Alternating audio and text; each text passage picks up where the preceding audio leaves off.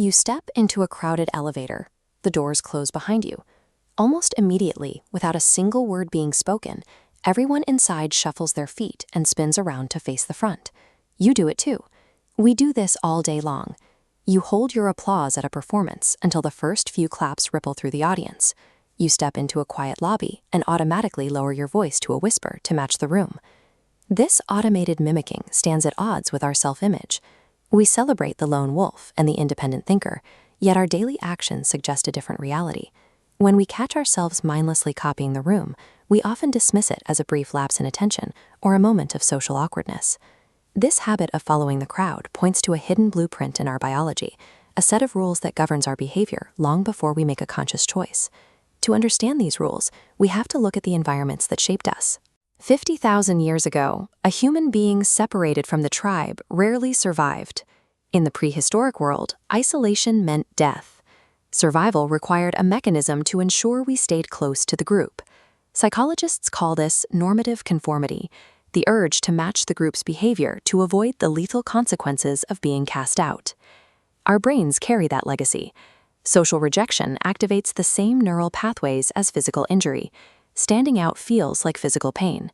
When the brain pulses with the group, that alarm system quiets down, rewarding us. Fitting in serves as a survival safeguard, engineered over thousands of years to prioritize the safety of the tribe over the desires of the individual. While we no longer fear predators in the wild, the modern brain faces a different challenge. We are constantly bombarded with more information than we can possibly process. To manage this, the brain uses informational conformity. We treat the behavior of others as a mental shortcut, assuming the crowd possesses knowledge we might have missed. If 50 people suddenly sprinted past you in terror, you would likely join them before you even saw the threat. In uncertain situations, we outsource our reality testing. We look at the sheer mass of the crowd and use their collective actions as a map for our own. Herd mentality acts as a tool, allowing us to navigate complex environments without exhausting our mental energy on every single decision. We now carry these ancient instincts into digital spaces.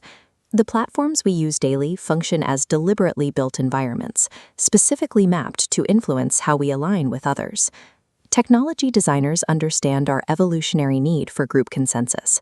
They build interfaces that turn our social vulnerabilities into engagement metrics. This funnel shows how choices are steered.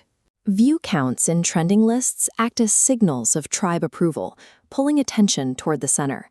These metrics trigger fear of isolation and reliance on group wisdom, creating a loop that silences critical thinking. The digital landscape functions as a system designed to scale this behavior, accelerating the speed at which we align with the majority. This biological glue allows us to build languages and civilizations. However, it also leaves us vulnerable to errors in judgment when the group moves in the wrong direction. We see the consequences in a market crash, where the rush to sell is driven by the fear of being left holding the bag. Total independence from these instincts is impossible. We are biologically wired to be part of the group. Growth comes from recognizing the pressure. When you identify the internal alarm and the external systems triggering it, you move from being a passenger to being an observer. Critical thinking requires the self-awareness to recognize these biological forces. It gives us the agency to decide when following the crowd serves our goals and when it is time to step away.